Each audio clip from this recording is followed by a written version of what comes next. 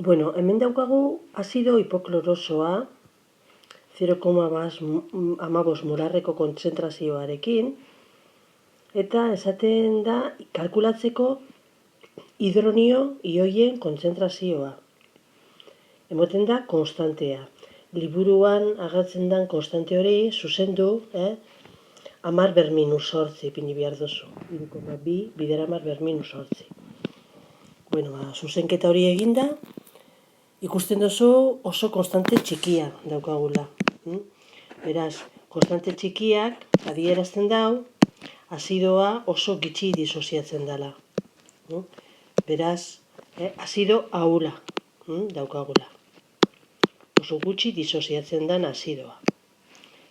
Orduan, idatziko dugu bere ionizazio disoziazio oreka, azido hipoklorosoa gehi ura, uretan azido modura jukatzen dau, urari transferitzen dio bere protoia, eta ematen den orekan, produktuetan agertzen da hipoklorito anioia eta hidronio anioia. Katioia, barkatu. Beraz, daukagun oreka honek, edukiko du bere oreka konstantea. Baina, bere oreka konstantea izango da hipoklorito ioien kontzentrazioa bider hidronio ioien kontzentrazioa zati hipoklorito azido hipoklorosoaren kontzentrazioa. Ipintzen badugu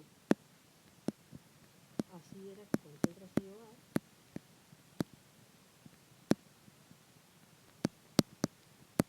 gero desagertu eta sortu dana eta amaieran orekako kontzentrazioa, egingo dugu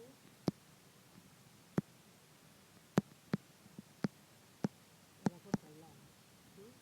Taula horretan ipiniko dugu hasieran azido hipoklorosoaren kontzentrazioa zera da, disoziatzen hasi orduko, ez dira hipokloritoa eta hidronioa agertu, baina ahula denez, zerbait disoziatu edo desagertuko da, eta agertu dugu. Beraz, egiten dugu, hasieran orekan, pequeñekin, eta ekin. Beraz, ionizazio prostantea, berazten ekin biderekin, ekizkanatu, satisfektu. Eskatzen da, pH-a. Disoluzioaren hidronioen kontzentrazioa.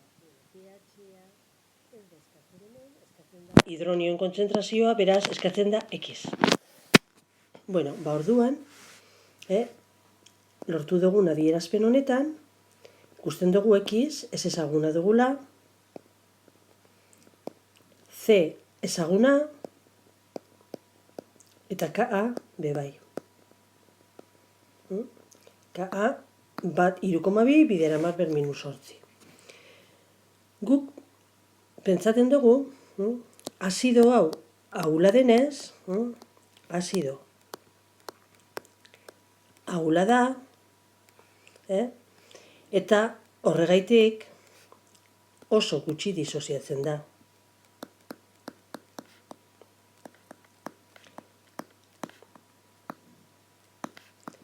Beraz, hurbilketa hau egingo dugu.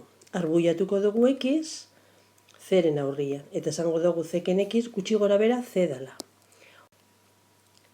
Zergaitik egin dugu hori? Horrela, geratzen den ekuazioa,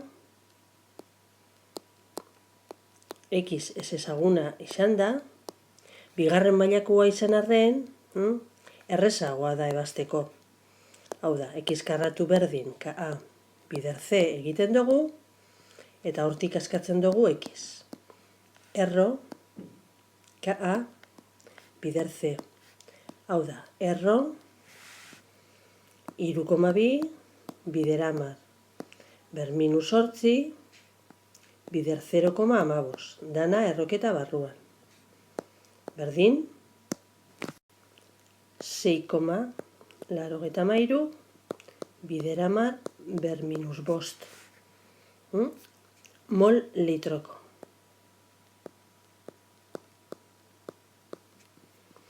Bueno, arbuiapen bat egin dugu, hurbilketa bat. Eta hurbilketa horrek eduki dezake errorea. Orduan, orain egingo dugu, egindako hurbilketa horren errorea kalkulatu. Eta errorea kalkulatzen dugu, zer arbuiatu dugu, zeren aurrian, izendatzailean ipinita, bider 100. Eta portzentajeeran emango dugu errorea. Kasu honetan, zatitu behar dugu, 6,83 bider 10 ber minus 5, zati 0,15. Eta bider 100 egin behar dugu. Errorea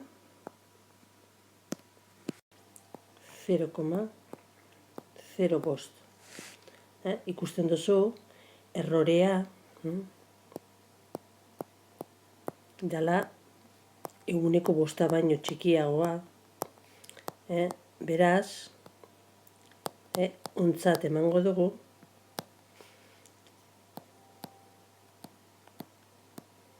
egindako hurbilpena.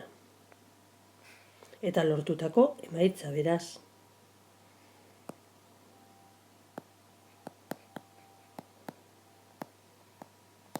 Orduan, ontzat ematen dugu, lortutako Xen balioa, hau da, hidronioen kontzentrazioa, da lortutako X hori. 6,83 bider 10 ber minus 5 mol litroko.